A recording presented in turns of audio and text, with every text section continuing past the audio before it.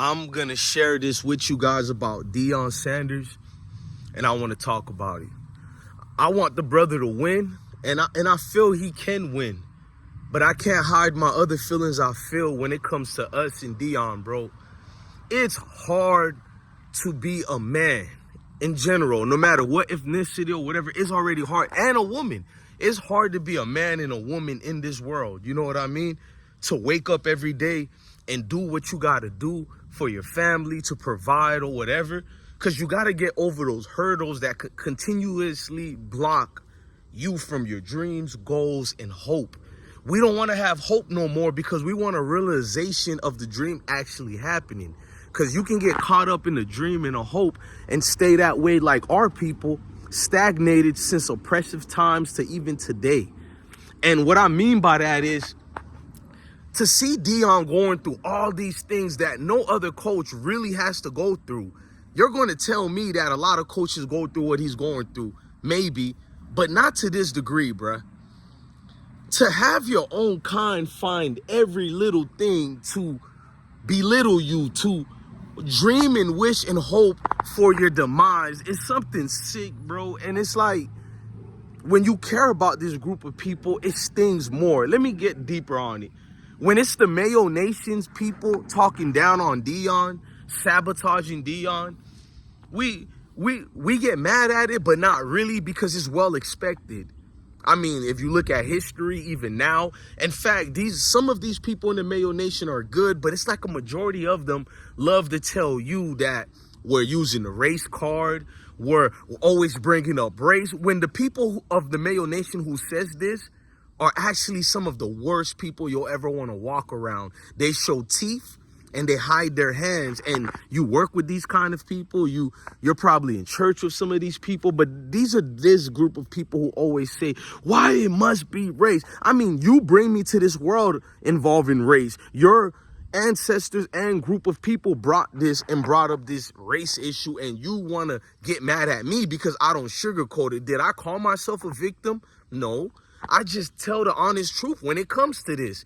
I don't sugarcoat it to make any other people feel good, to acquiesce to your educational purpose slave demands. But forget about the Mayo Nation sabotaging Deion, because they kept doing that with ESPN. They kept doing that with articles, publications.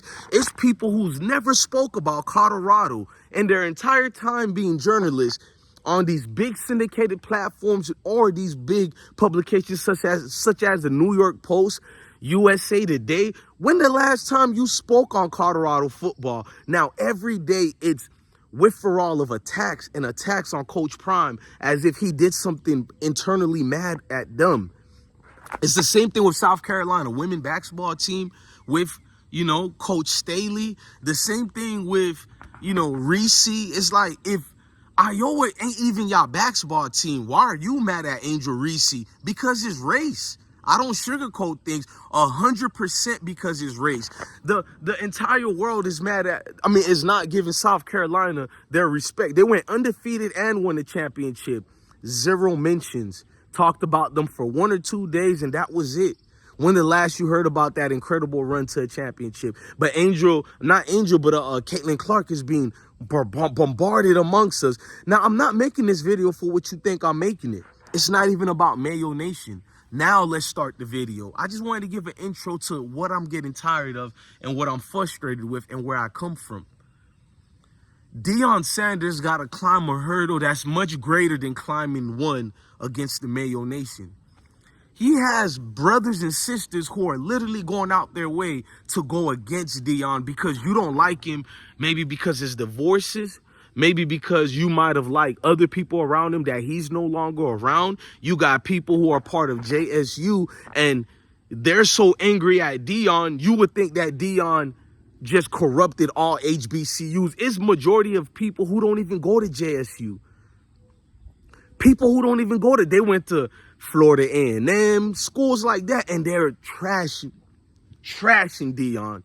You think they'll let it go by now, but you would think Deion was the problem that all these HBCUs kept having. There is no accountability in these universities. Now, we're not talking about the academic part of HBCUs, because when it comes to HBCUs, they have the greatest minds when you compare them to the Ivy League schools or the Oxfords and the Yales. You know what I'm saying? The Stanfords, the what's the other one? I forgot to say the other one, but it's schools like that you can see the contrast of, okay, HBCUs are all that.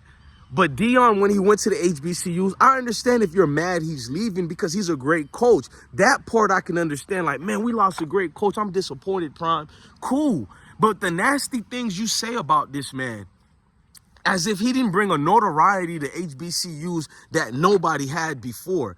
As if you want to hold them accountable, but you've never held the HBCU leaders accountable for what's going on with the football teams there, the promotions there. Let's just be real. Then you'll be condescending and said he ran to the Mayo Nation when most fundings of HBCUs come from the Mayo Nation. Make that make sense. He didn't run away from our people when he left JSU. He tried to change what that Power 5 is. And if you're a real advocate of football, and you're a person like me, you wanted to see that. I dreamed of a day of that to happen, bro.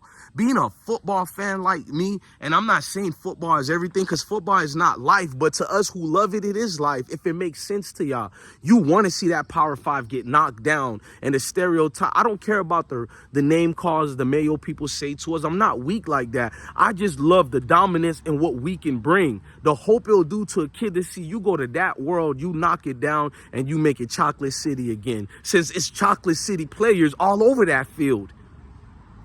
That leader is better than a Tyrone Willingham when Tyrone was coaching Notre Dame and they fired this man after like two seasons or whatever, or 3. But they gave that big coach, the Mayo coach, I forgot to say his name, who had like 6 losing seasons, and I think his name was Charlie, and they just kept giving him seasons after seasons. No, Deion was stopping it because everybody know this man can recruit out his 4-point of contact. That mean out of his, you got it right. Every move Prime is making, he's being knocked down by mostly people who look like him, bro.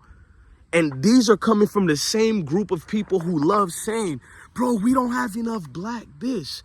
We don't have enough black that. We need more black voices. But guess what? Every time we do get a figure and a face that look like you and me, who are always the main adjectives, the main ones who have COINTEL type of optive motives, who have ulterior motives, snake-like motives, who is always the ones? It's always us. I'm trolling, I'm not trolling, but I'm going to a trolls platform named O-Head, and I'm noticing the trolling he does to Colorado and Deion. He has a lifelong hate for Deion, the same way Jason Whitlock has, because, you know, Jason Whitlock, majority of his content is anything is white, it's okay, but anything is black, we got to find a way to make it go way back. You feel me? And this dude's channel, he called the O-Head. I see, guess who mother is on there spilling, I guess, gossip with the T, antics and dumb things that don't even matter but only pertain to her and her kid, is Alton McCaskill's mother. Grown woman trolling in the comment section. No wonder your son won't make it, and I hope he does make it, but I don't see it. And all them NFL scouts and executives, they pay attention to that, man. To see this man's mom, his dad is already a clown troll. Anytime a player transfers out, here comes McCaskill's dad with another message, a echoed message. Bro, just shut up, bro. Educational purpose. You're angry because your son is not the star of the team. We've seen parents like you all through Pop Warner football. If you don't know what Pop Warner football is, that's Little League football. We've seen you guys during these high school football games, JV and varsity, bruh. We know you guys. Now the mom is spilling dirt on Deion. That's not even dirt. It's just she's upset because her baby boy didn't get enough playing time. He came from a major injury. He wasn't healthy the way he's supposed to be. And you're blaming Coach Prime for that. You want a man who had a gruesome injury like that to be the #1 back. And then Prime has a headache because he has another coward such as Dylan Edwards, who didn't even go to Deion's office and talk to Deion and let Deion know he's leaving. Dylan Edwards' father and Dylan said they want to be the #1 prospect. But you see who he ran to. He ran to the Mayo Nation at Kansas State. That's our problem as a group of collective, bruh. Like, we really do worship the Mayo people. The Mayo people could do anything with your kids. There's not an outer word you say to the press, you say to anybody, because you're scared of the Mayo people. You're scared of the Mayo people. But when they look like us, you're ready to tarnish our legacy. You're ready to spit on us because you know the world don't care about us. So why should you care about us? And that lies the problem with what Deion Sanders is trying to build. Like, I want him to win, but it's like he's going through too much adversary, bruh. It's like that much adversity to thrive and beat, bro. It can kill somebody, bro.